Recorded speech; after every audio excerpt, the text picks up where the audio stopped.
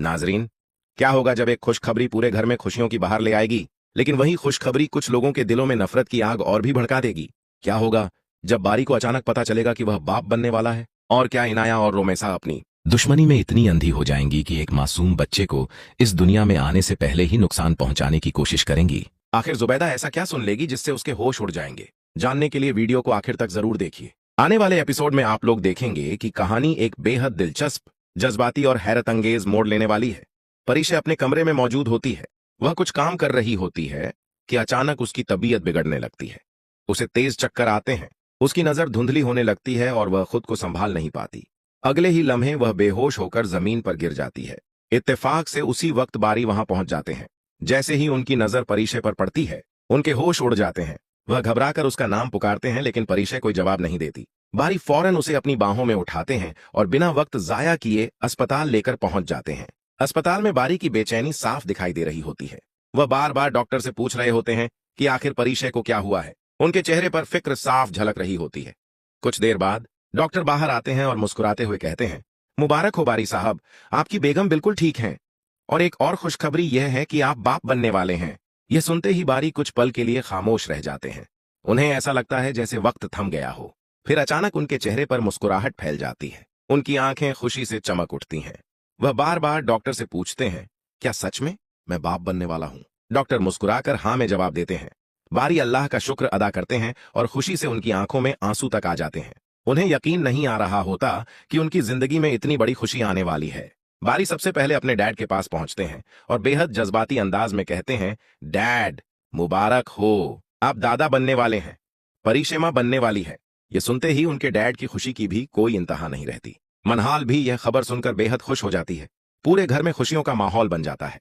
हर कोई परीशे और बारी को मुबारकबाद दे रहा होता है। बारी बार बार यही कहते हैं कि उन्हें अब तक यकीन नहीं आ रहा कि वह बाप बनने वाले हैं। वह खुश होकर कहते हैं कि आज उनकी जिंदगी का सबसे खूबसूरत दिन है।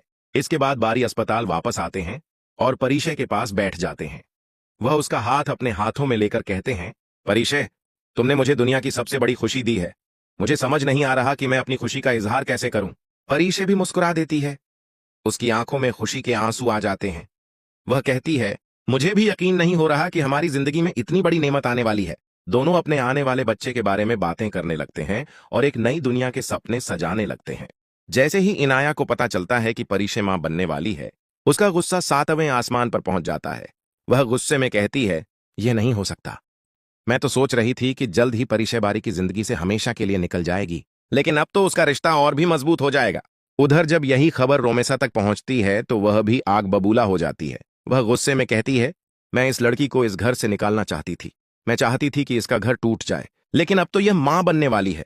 अगर यह बच्चा इस दुनिया में आ गया तो फिर कोई भी इसे इस घर से नहीं निकाल पाएगा। रोमेसा की बातें सुनकर इनाया के दिल में भी नफरत और बढ़ जाती है। दोनों एक दूसरे को देखती हैं और फिर एक खतरनाक मंसूबा बनाना शुरू कर देती हैं।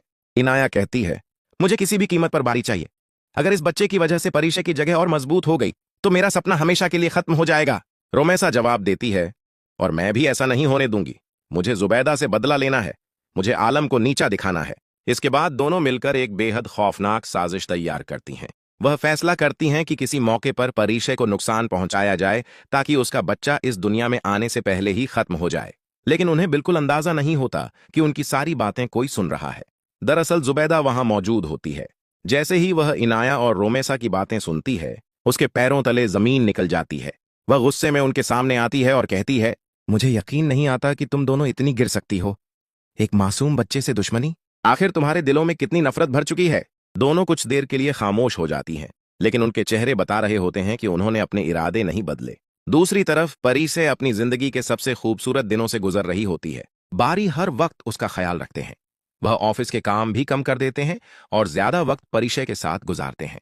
परीशे हंसकर कहती है, बारी, आप मेरा इतना ख्याल मत रखा करें, मुझे आपकी आदत हो जाएगी। बारी मुस्कुराकर जवाब देते हैं, मुझे कोई ऐतराज नहीं। मैं चाहता हूं कि तुम्हें जिंदगी भर मेरी आदत रहे। आखिर तुम मेरे बच्चे की मां बनने वाली हो। यह सुनकर परीशे शर्मा जाती है। घर के सभी लोग भी उनकी खुशी में शामिल होते हैं। हर तरफ खुशियों, दुआओं और मोहब्बत का माहौल बना हुआ होता है। लेकिन तभी इनाया वहां आ जाती है। वह बारी को परीशे का ख्याल रखते हुए देखती है और उसके दिल में जलन और भी बढ़ जाती है। वह तंजिया अंदाज में कहती है, बारी, तुम तो अपनी बीवी के गुलाम बन चुके हो। बारी फौरन जवाब देते हैं, अगर अपनी बीवी की इज्जत करना और उसका ख्याल रखना गुलामी है तो मुझे इस पर फख्र है। यह जवाब सुनकर इनाया और भी ज्यादा गुस्से में आ जाती है। वह कहती है, मुझे अफसोस है कि मैंने तुमसे मोहब्बत की। तुमने कभी मेरी मोहब्बत को अहमियत नहीं दी। इसके बाद वह अपना सारा गुस्सा बारी पर निकाल देती है।